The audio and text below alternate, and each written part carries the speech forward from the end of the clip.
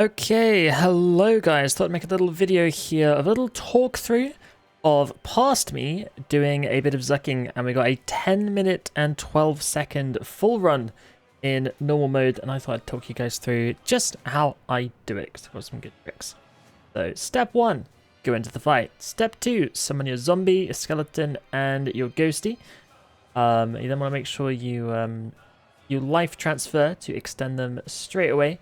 So be careful not to use life transfer directly after summoning the ghosty, because it takes a bit to summon the ghosty, and it actually won't extend it if you do it straight away. So do make sure you wait a bit after the ghosty. Ideally do, zombie, then ghosty, then skeleton, then ghosty again, then life transfer, and then happy days. But yeah, wave 1 and 2, pretty standard. You just kind of get them into the middle, and then scythe them a bit. You build up all your souls and stuff here. Not too much going on. And then against this guy here, you can use Soul Strike and consume your souls and hit the guys around you, which is quite nice. So that works out pretty well. And then wave 3, we kill that little chicken there first, and then we kind of take it a bit slow from here. It's kind of a go slow to go fast kind of thing. But if you just kind of bring them all around here, you'll notice they're all kind of grouping up. Which lets you use Threads of Fate, and either like a Volley of Souls or a Finger of Death or a Weapon Spec. And then those guys group up too for another Finger of Death, and that works out quite nicely. You then have just enough time to life transfer again before giving these guys the old 1-2 stun. But just giving them like a stun and then a bloat could be quite nice, or even just like autos and soul salves. It doesn't really matter, but all of that is good. And then, as you got that guy, we surge up, do the thingamajiggy, and get to Death Skulls. Do a bit of Death Skulls, and build some souls while you're at it, build some stacks.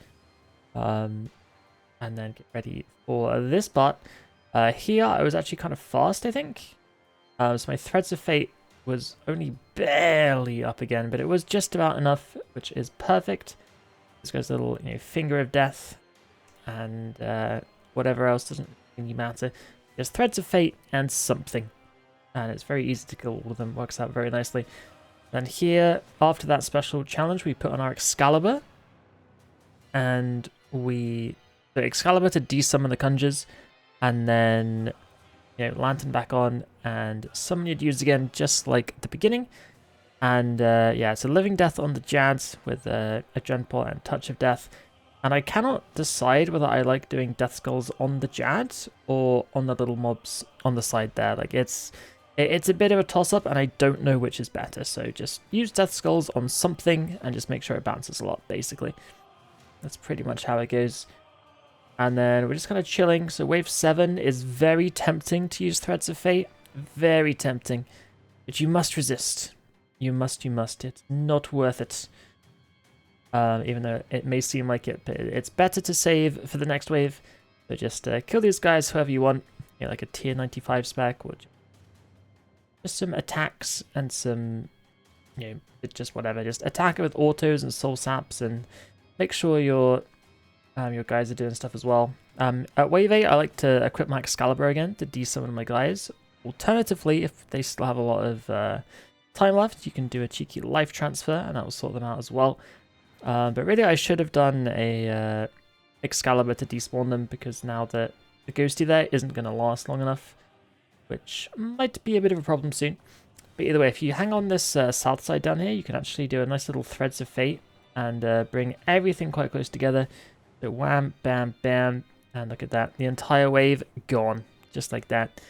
And as you can see, I did mess up my Adren here, though. So I've lost my ghosty, and my other guys are very low as well. So I should have despawned them earlier. I should have done.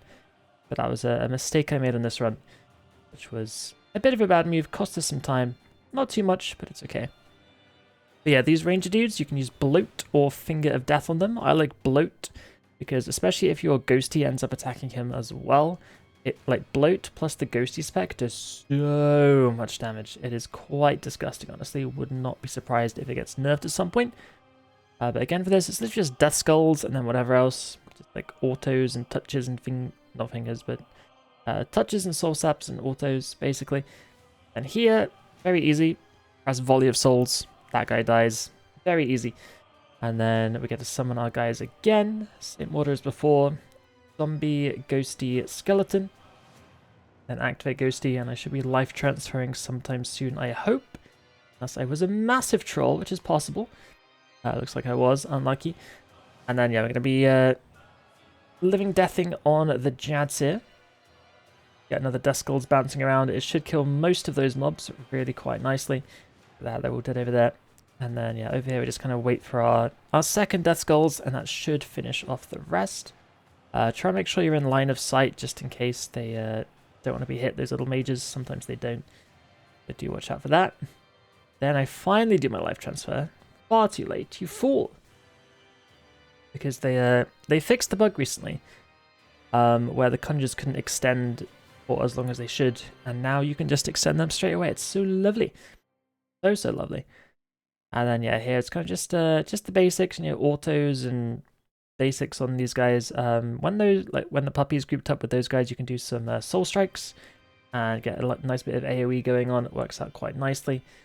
Obviously, sometimes like this, they're a little bit spread out, which makes it a little bit harder, but it's not too bad. Then here, I'll probably equip Excal and despawn my conjures again, because we're kind of waiting a while in this wave. It's a bit like the wave 3. It's got to wait a while for everything to group up quite nicely. And it's a lot longer than you might think, unfortunately. Then you can do Threads of Fate, like Soul Sap, Volley of Souls, Weapon Spec, like whatever you want. But it's a nice big AoE. And I actually made a bit of a mistake. I should have waited longer.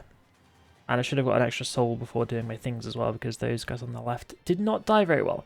If you do that bit correctly and you wait for long enough, you'll just one-shot everything, basically. It is so satisfying. But it does take a bit of practice and stuff for it to work.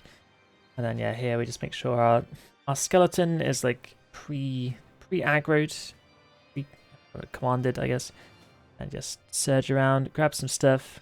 I might Volley of Souls this guy just to finish him off. Yes, I do. Big one shot there. And again with the Death Skulls, every time this comes around, works out very nicely. And then here is where one of my cool strats comes in. At least I think it's pretty cool.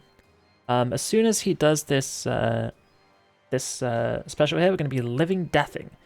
Well, I think that's a bit weird. You're not fighting anything. Why would you use living death? Well, I'll have you know. Also, I like to res and then devotion and then disruption shield the final hit. It means that I can cast Death Skulls on the Jads. If I go right in the middle, I also summon my ghosties and skeletons again. I don't bother with the zombie here because it's a bit too tight on time. But make sure you activate your ghosty. But yeah, Living Death lets us use Death Skulls here while also giving it a short cooldown. Yeah, it has the 12-second cooldown, which is super useful. And what that means is we then have Death Skulls active for Hurricane as well. So we kill these Jads, nice and easy, equip Excalibur, despawn the Conjures, and then respawn them again. So they're all ready to go. Make sure we invoke Death and command the Ghosty as the Hurricane comes up. And then, yeah, we have all the damage ready for this dude. We got the Death Skulls popping off the Vuln, and then look at that. It just melts. It just absolutely melts. It's really good. And then as we get to Zuck, we can do Smoke Cloud, Invoke Death, which I forgot to do this kill because I'm really stupid, unfortunately. But yeah, just Vuln it and get your Skellies ready for action as well. And then Eldritch, like Split Soul just before the fight starts. Make sure we have that. And then get our final soul and then a Living Death probably, or just Living Death. And then as you can see, it just barely came back up again. Perfectly in time for Zuck. And we just do the usual Living Death, Death Skulls, Volley of Souls, Fingers of Death, and basic attacks and touches and skulls. And if you look at the speed on this, it is pretty wild. Like I've had some better ones where I've killed it before that earthquake hit even came, but you know, that's very shortly after, and it works incredibly well. Like Necromancy versus Zuck is so good, so good. Here again we gather a soul and then cast Soul Strike, which gives him a little stun. That sorts him out, and all the while we're trying to use Soul Sap as often as we can on Zuck because we want to end this with 5 souls. Do make sure that happens. Float the guy for the threshold, works out very nicely. There's so much damage as well. Like, Bloat is a seriously underrated ability. Incredibly good, especially when combined with the Ghosty. Although, a little bit too insane, really, with that. But yeah, it works rather well. And then here we go. We have our 5 souls. And after we kill this guy, we're going to be, I think, bloating the boss. And then using Death Skulls as he starts pumping. And then activate the button. And then a volley of souls, then Death Guard spec, and if you've remembered to invoke death, it would have been a 1009, but you didn't because you're a moron, and 1012. So yeah, that is how you kill Zuck in 10 minutes or so, and hopefully next time I'll be able to get a 9 something. That's the goal. I've got 6 more kills before I get 100 KC, and after that I am retired, so we'll have to see what happens, but hopefully this was quite interesting, gave it a little bit of an insight into what is going on in this place. I guess one big thing as well is make sure you wear Tokuzo for the waves and then Reaver's Ring for Zuck, because Tokuzo does not work on Zuck himself. So yeah, hopefully you enjoyed that, guys. Hopefully it is somewhat useful to some of you. And yeah, that is how I kill Zuck incredibly quickly. Pretty cool. So yeah, take care, farewell, and see you soon.